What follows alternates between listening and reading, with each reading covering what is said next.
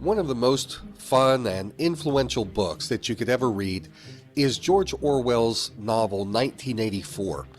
It's set in the future. It's a dystopian novel that takes place in a place called Oceania. It's a time when the government has taken control of almost everything in society.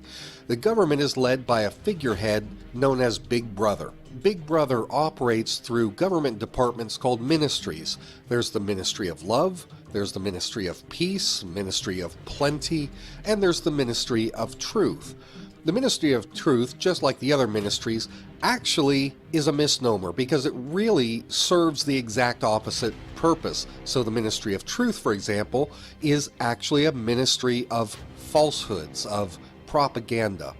And the main character in the novel, the protagonist, Winston Smith, is a man who works at the Ministry of Truth. The Ministry of Truth controls the news media, it controls entertainment, it controls things like the fine arts, it writes the educational books for kids in school. And the purpose of this Ministry of Truth is to rewrite history and to change the facts of history to fit the doctrines promulgated by Big Brother. So, for example, if Big Brother makes a prediction and that prediction turns out to be wrong, it's the job of the employees of the Ministry of Truth to go back and completely erase that record of the incorrect prediction from history, and then to change things around and restate the past as if Big Brother had made a correct prediction from the beginning.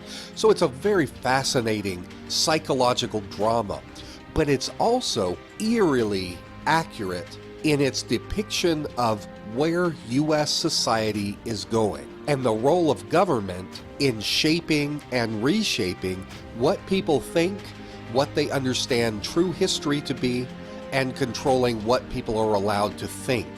I can't help but think about the Ministry of Truth when I hear about what's going on in the state of California right now.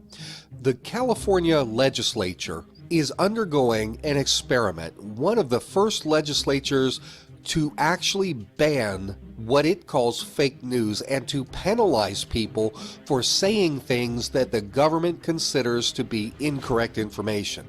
This has sweeping ramifications. The state legislature this past week filed a bill in the Assembly's Committee on Privacy and Community Affairs, and what this new law would do is make it a crime for you to say something that turns out to be inaccurate on the internet.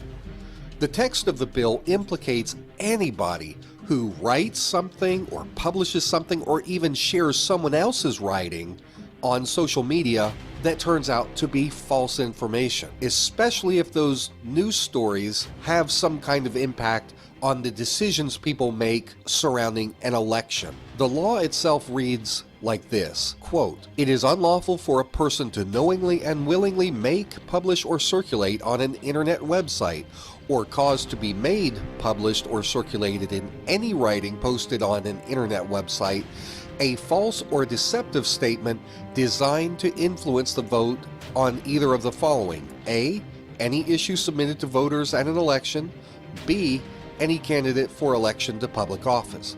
So in other words, if you share something that the government decides is fake news, you as a citizen will be punished by the state. Because the bill does not explain what constitutes fake news, the definition is left up to the politicians to decide.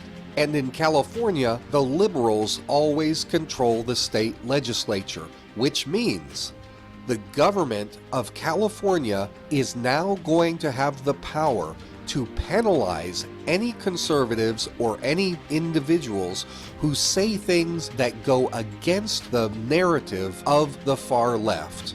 Any story that is published on social media that has a political bias or that comes with any kind of editorial slant that the government does not agree with, you will be considered a criminal for writing or sharing that information.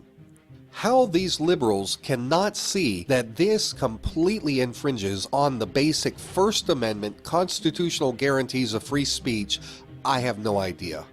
The only thing that makes sense is that these people are what we've always known them to be, Marxists.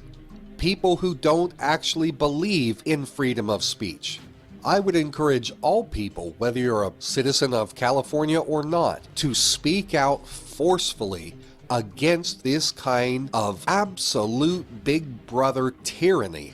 As the saying goes, 1984 was never supposed to be an instruction manual. All good people should see this as a canary in the coal mine if the state of California is trying to limit what we are allowed to say, especially with regard to political opinions. We need to fight hard and fight right now to protect our freedoms, because what one liberal state does will spread like wildfire to other states very quickly. And if you don't believe that, just look at how gay marriage swept across the country extremely fast and was then codified by the U.S. Supreme Court. I'd love to hear your thoughts. Please share your comments down in the comment section below. Give this video a thumbs up. It'll help it in the ranking in the search results. And make sure to subscribe to the End Times News Report if you haven't already done so. For the End Times News, this is Jake Morphonios.